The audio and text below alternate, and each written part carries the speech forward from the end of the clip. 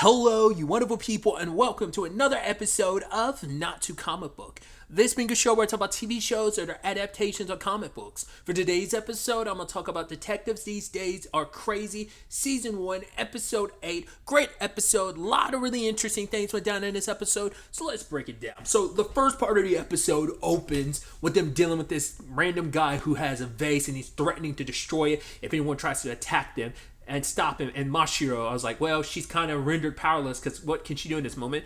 And she proves me wrong when she immediately glides and slides over, elbows him in the face, and the vase goes spinning. But Nagumo lets her know, if that thing breaks, it's super expensive, and we're basically going to be eating water from now on. And so she dashes after it, like, oh, I gotta protect my meals. And as she's reaching out, I was like, she's gonna mess up and not catch it. It's like worse. She does catch it, but it's only because her fingers pierce through the vase. And other than that, it's pretty much intact. Her not completely shattering it should be praised. But, of course it was going to be the crap show that it was going to be.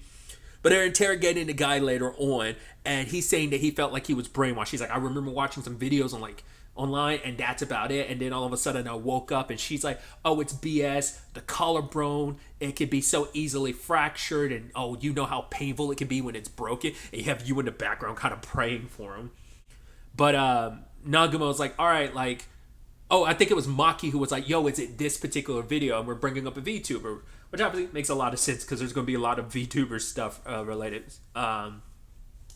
Because there's at least, what's this, the third anime? I'm sure that it's popped up in other stuff too, but this is the third anime I've seen fairly recently that's featured a VTuber. It's actually the second mystery related thing, kind of on the more crime mystery side of things. This is the second one I've watched that has a VTuber in it. The other one being the Dinner Table Detective.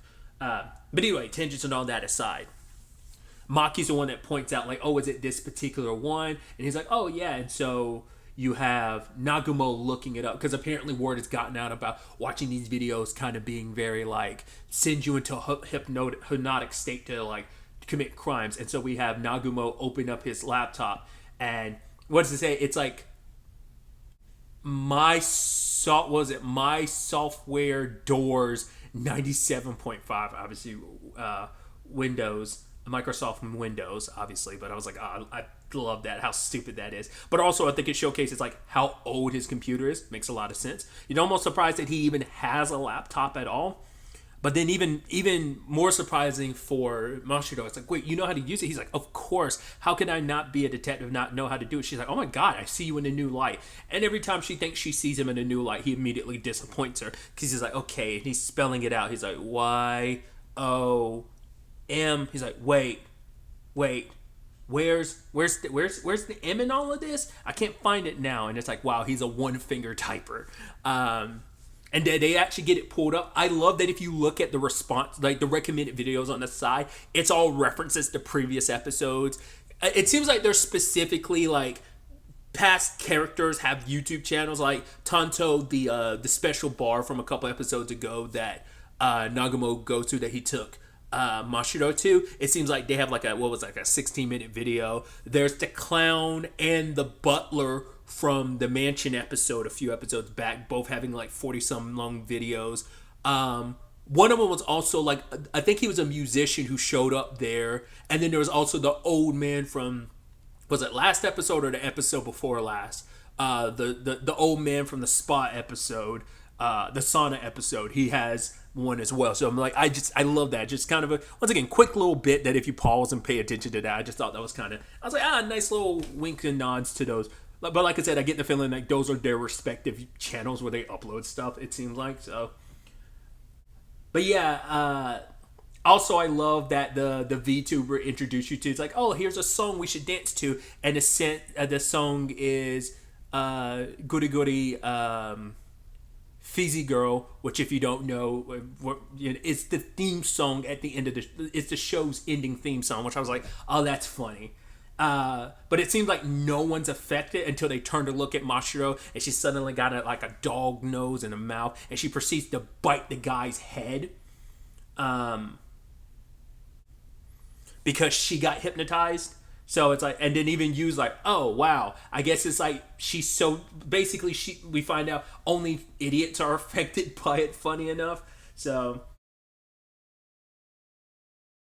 also there was a bit that was included that I wondered, like, because Nagumo's like, oh wait, what's your name again? And he's like, oh, my name's Nohara Shino. And he's like, wait, why did your parents split it there? Like, why, like, did they turn to stone or something like that? And I had to look it up because I was like, that's definitely like a bit I'm not understanding. And someone can correct me if I'm wrong in this. I think it's because his name is like, it's a misspelling of Shinanosuke.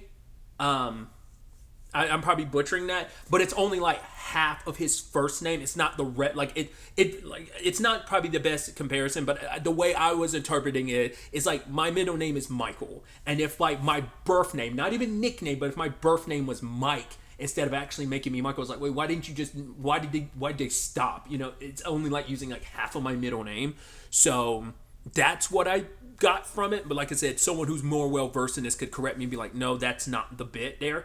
What I also thought was interesting, if you look, no one else has a reaction. To be fair, Mashiro might have already been hypnotized at this point because she has the same exact expression on her face. But I think it's so interesting when Nagumo has that bit, it's Maki is the only one who's laughing, because even Yu's turning to her looking almost like, why are you laughing? But I think that's supposed to be like a little subtle thing of she's the only one that gets it, because it might be like old man humor, like an older generation humor or something like that. It feels like that might be what that was. That's how I interpreted that, the fact that she was the only one laughing at that. So I also didn't realize until I Googled it to try and understand that bit. I was like, oh, Nohara Shino or Shinanosuke is Shin-chan's, like from Crayon Shin. That's his full name. I've never watched a lot of Shin-chan. I saw like some dubbed episodes many years ago because my cousin had a few of them.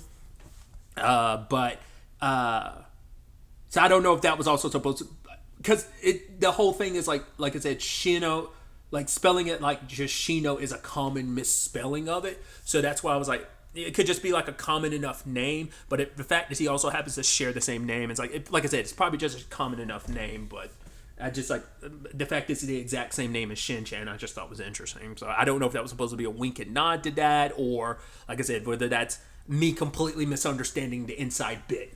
So this is probably all moot because I probably got it completely wrong. But like I said, I'm just basing that on what I Googled, and take that as you will.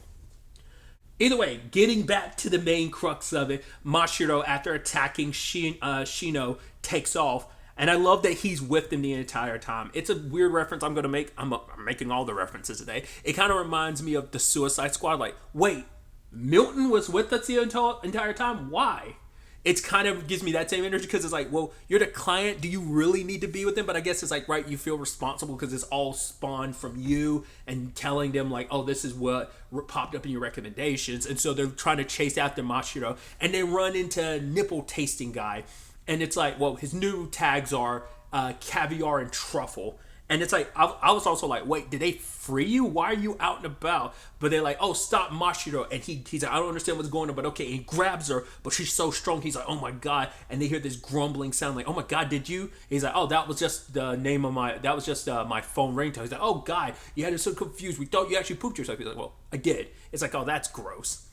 That Maki had called the police, and then the thing that legitimately made me bust out laughing is when the police run past Mashiro, come over and punch him in the face and throw him in the back seat. I was like, I legitimately bust out laughing because I was like, that's so fucked up. I mean, granted, he's still him. He's still one of the four perverts of town, and so it makes sense why they'd immediately grab him, but still, it's hilarious. Because at first I was almost wondering, I'm like, did Maki do that? But she's like, no, she expressly was like, she's this way, she's lost her mind. They expressly went past her because he's more of a danger, being the naked pervert that he is. So now it's the whole thing of, well, what do we do about Maki or catching the actual culprit? But then Maki in her state is still enough self-aware enough that she can like gain some self-awareness, but she loses it pretty quickly and attacks the guy again. poor bastard, because when she bites into him, she's really leaning into it and biting super hard. And they're telling her, like, yo, be careful, don't do the death roll. It's not going to work. And then she snaps back to it a little bit and then immediately starts doing it, but she does the death roll, but she's the only one spinning. And then all of a sudden, the poor bastard's just laying on the ground. I'm like, huh. And no one's showing any concern for him because it's kind of like, oh, we recognize you were here and attacked, but we got more pressing matters. Sorry. Because I guess it's like, technically he's not their client. Not even technically, he isn't their client. He's just in the middle of all this and they kind of don't care about him, the poor bastard. And Maki tries something because she's like, oh, she's a dog, so let me try this. She's like, go home, but nothing happened. And she like sinks down. She's like, oh my God, I'm so embarrassed. I thought that was going to work. But they're like, no, it's okay. That's a good idea. And ultimately, Mashiro takes off, but not towards the office. She ends up going after, was there Ano Trout, I believe was their name. It's the hacker group that's like, yeah, we're brainwashing stupid people. And because it's only affecting stupid people, it's not going to affect anyone that's actually investigating this with the police. So we'll never get caught. But then it turns out that Mashiro found them, proceeded to beat them up and chase them. So when Maki was like, oh, go home, on some level, Maki knew to go where the video was being originally made. And Maki, you see her kind of like pumping herself up like, yes, I did succeed. I did right. And you just kind of look at her like, why are you okay? And it was Nagumo was going to chase after him, but he's like, I have a big secret. I can't let anyone know. He's like, I have bad knees. And Maki's like, yeah, I kind of already knew that. And so the group splits up, but immediately before one of them could get towards passing Maki, Nipple shows up again. Well, Tasting, as they call him, shows up and knocks the guy down. She's like, oh my God, did you escape? He's like, no, the police, I explained everything and they let me go. So, but it's not just him. The four perverts or the four horsemen of sorts kind of come together. They just simply call him like cross chest-haired guy shows up beaming his light, and they're like, oh my God, was he always so cool? Then we get to meet Rope Guy, and he's like, oh, like I'm a rare kind of masochist. And then finally the fourth person is Nagumo. It's not even the guy who looks a little bit like Nagumo from like episode 2 or 3. It's not even that guy. It is just legitimately Nagumo who's suspicious. So we've got Tasting, Cross, Rope, and Suspicious. And he's like, why is mine the only one that has a negative connotation to it, negative name? And then he proceeds to take out the final guy that was about to run away. And it's like, oh, the police are here to lock them up. And immediately the four perverts get knocked out and tossed away. And then we just end it with Mashiro in the back of the car. So I'm like, how do we undo the hypnosis? Don't worry about it. Well, even though Tasting talked the cops into letting him go, I guess it's like word got out about four perverts doing perverted things and being perverts in public, so we had to knock you all out and lock you up, including you, Nagumo, because you're suspicious. The show is just so fucking bananas sometimes, dude. I love it. And now moving on to the second part of the episode, where we spend a little more time with Fu, aka Phantom Thief Biba, as she's practicing her skills of thieving, which I think is so interesting because later on in the episode, or this part of the episode, she makes the point that she only steals from people who are actual villains, yet she still is trying to steal from Nagumo, which I guess is more so supposed to be the whole Phantom Thief and detective side of things, but she wants to steal his wallet. And she's like, oh, like, the thing is, you exploit someone's weakness. You don't find a weakness, you make them or whatever. And so she's like, I'm going to distract him and come over here and swoop in and get his wallet. So she's like, oh my God, there's this very bikini-clad mixed race girl outside. She's like, I know which fetishes you're into. And then Nagumo stares her down. She's like, oh my God, does he know? She's like, no, he's such an idiot. There's no way he knows what I'm up to. Oh my God, she's now fighting with this pretty police officer.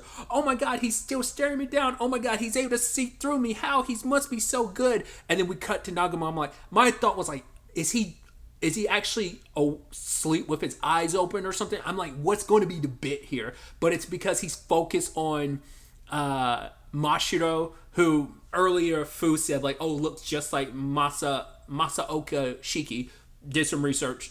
He was a poet. I'm sure there's more to it, but the first thing that immediately I saw was like, oh, he was a poet. Fu had already made that reference, and now Nagumo's making that, but he's like, I'm captivated by this person over here because that's definitely not Mashiro, because Mashiro is behind me. So the person that Fu saw initially must have never been Mashiro, because now Mashiro shows up and is like, oh, hey. And then they freak out. And then we see from the outside, oh, Fu wasn't lying. That actually was happening outside. So it makes me wonder, did she... It almost felt like she found that by accident, not unless she orchestrated it. It could be a thing of she went inside the building knowing that was happening outside and used it to her advantage. Or maybe she went out... Because it feels like you fell into that. Or maybe she was BSing and then the real thing ended up actually happening and coming true. Whatever the case may be, it's all a moot point because her whole trying to steal from Mashiro, steal from Nagumo was a moot point because of that Masa Okashiki lookalike person. But I'm like, what was that? We'll never know. Just like we'll never know about all those random people that were hidden inside his office a couple episodes ago. Once again, you'll never get any explanation. It's the comedy bit and we move on. And no need to explain the absurdity of it all, because the absurdity of it all is because it doesn't get explained. So she's like, all right, gotta move on to my next target. And she's going to find someone truly evil. And she finds nipple tasting, which I think is so interesting because I think I continuously forget to talk about it. I love that they censor like very specific like properties or whatever when they like reference like maybe a movie, a very specific movie or like a character, because she says like, oh, he looks like Donkey Kong, but it's censored out because of like they put noises over the dialogue, which I've never, obviously this is his third appearance, it never clicked in my head that he's Donkey Kong because like he's relatively naked except for the trunks and a tie, and I'm like, why didn't that ever click across my head that, you know, he's Donkey Kong? But she's like, oh, I want to steal from him, but his wallet is in his right butt cheek of his swim trunks. And also, he's got some creepy shrunken head thing in the left cheek. I don't know what that is. So she comes over, she's like, all right, I'm going to make him pull out his wallet. And the moment he does, I'll snatch the money. So she comes over pleading like, oh, I'm so starving. Do you have any money for me? And he's a big soft, and he's like, you know what? We'll help you out. And then Rope and Cross show up, and they're like, oh, we'll make you like, I think they said like rice cakes or whatever. And so they take her to a embankment so they can like work on it. And then Mashiro catches all this and immediately calls the cops. I guess to be fair, you were hypnotized most of the first part of the episode, so you don't realize these guys are good guys, but also they are perverts that are constantly getting arrested, so it also makes sense. But you know, they've shown themselves to be good guys.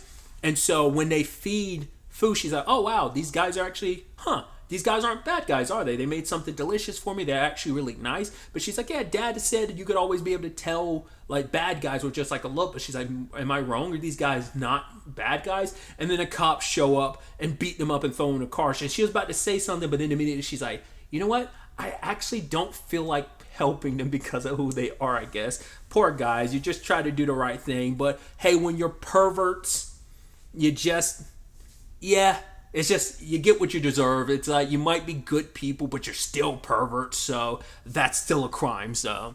And then finally moving on to the third part of the episode, where this part of it revolves around Maki on her day off, kind of giving you an insight into what she's up to. First and foremost, her waking up when she does and then drinking like that soy milk. Because initially I went back, I was like, isn't that Azuha's name on it? I was like, what's that about? And then it's a whole thing about, oh, soy milk is believed to like help enlarge breasts. I was like, oh, right. Because it's like, right.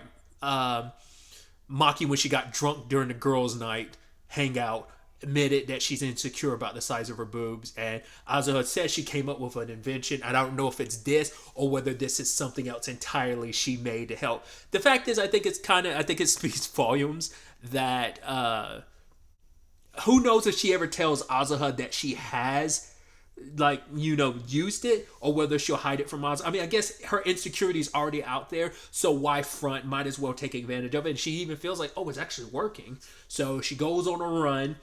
I don't get up with the whole Nezu thing of him like taking photos. I'm like, what was that about? Like, I don't know if that's supposed to be like just a continuation of him, the whole bit about him feeling like you is a creep, and like how that whole first introduction and stuff. I don't know if it's still lasting effects from that, and he's trying to get more info on them because he still doesn't fully trust them, and so he's following her because he specifically took photos of her, even though tasting is there as well.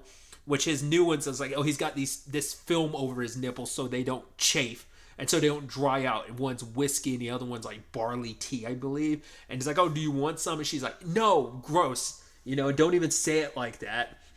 She goes to the library to do research. There's a book that someone wrote the word penis on. And she's like, oh, I can't believe someone defiled one of these library books and wrote something so vulgar. And then, of course, Mashiro will come over. Oh, I can't believe you did that. She's like, no, it wasn't me. Then we have the two we have Cross and Rope in there. And Cross is putting down his book. He's like, please be quiet in the library. I'm like, I love that these guys literally are in all three parts of the episode. All three of them. That's hilarious.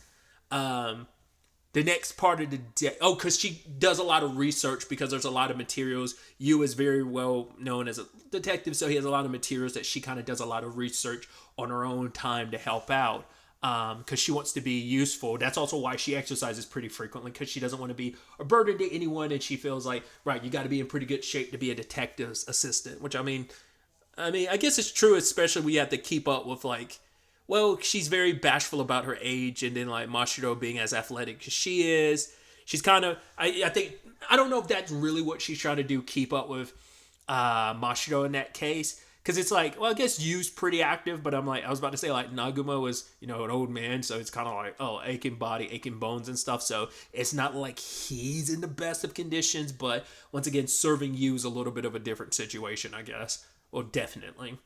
She also takes a bath at like 4 because she can't take one at night alone because she's too scared, which I was like, that's fascinating. I do think it is really cute that she is the type of person that's like, she serves you pretty well because it's like when he calls up, he's like, oh, we got this suspect from our last case is, on the move and about to do something. I need your help. And she's like, well, you have to buy me a car first. He's like, oh, okay. But she's like, I'm just kidding. I'm on my way. It seems like her willingness to be able to just drop whatever for you. But then she comes over and it's like, yeah, I practically wasn't doing anything because I'm a single woman. I was practically just counting the spots on the ceiling or something like that. But he's like, oh, you have a really nice shampoo. It's a new shampoo. It smells really nice. And she's just like, oh, don't be weird about it. But she appreciates him noticing. I'm super unclear on whether she does like him or not. Because before she made it perfectly clear, like, no, I don't. But it does seem like she is bashful about it. Like, I think it more so it's like she admires him so much. So she likes him in that capacity, not in a very, I respect you platonic way, not in a romantic way. That I still can't fully get a read on it. And then finally, 10 o'clock rolls around, she goes to sleep. And it's like, right, no using her phone an hour before bed. But then her phone's like blowing up from text messages. And she's like, I was most likely master, and goes to sleep. And it's him being like, oh, check out this cloud that looks like poop. This dog with a mohawk. This sexy radish. Also, some ladies are fans of mine and got me a new loincloth. Check it out. And they got to linger on that. And then finally her phone dies. So I guess it's like, kind of like, oh, she's so distracted with everything she forgot to charge her phone and have it charging while she's sleeping. But it also could be an indication of, because you keep blowing up my phone with random shit, my phone dying. I'm sure it's a twofold thing. So it's interesting too, because like the beginning of the episode is her being like, oh, I messed up. I wonder if that's supposed to be kind of like, oh, she always kind of forgets to charge her phone at night. No. Or maybe it was just, trying to stop her alarm clock from going off and then it landing on her head. Interesting considering, like, how many people still do that? Keep alarm clocks, but have phones? Because I haven't had an alarm clock for, like, well over a decade. I think I had one back in high school. I had a cell phone by my sophomore year, but still, like, I don't know. I wonder how many people have those separate. Like, I guess you might feel like an alarm clock is a lot more reliable and you're more likely to wake up than maybe the alarm from your phone. Or maybe it's, like I said, I get the feeling like it's probably because her phone dies continuously because she doesn't charge it. So maybe the alarm clock is meant to be a backup. Am I reading too much into it? Probably, but it was just kind of a nice, like, get to see like what, in general, what Maki gets up to and her role as an assistant, what she does. So just kind of a nice, fun added bonus to all of this. But yeah, really, that's all. I'm excited to see. Sorry, I'm excited to see where things go next. But that's really all I want to talk about. Till the next time we meet, be happy, be safe, live life to the fullest, and enjoy it. Good day and goodbye.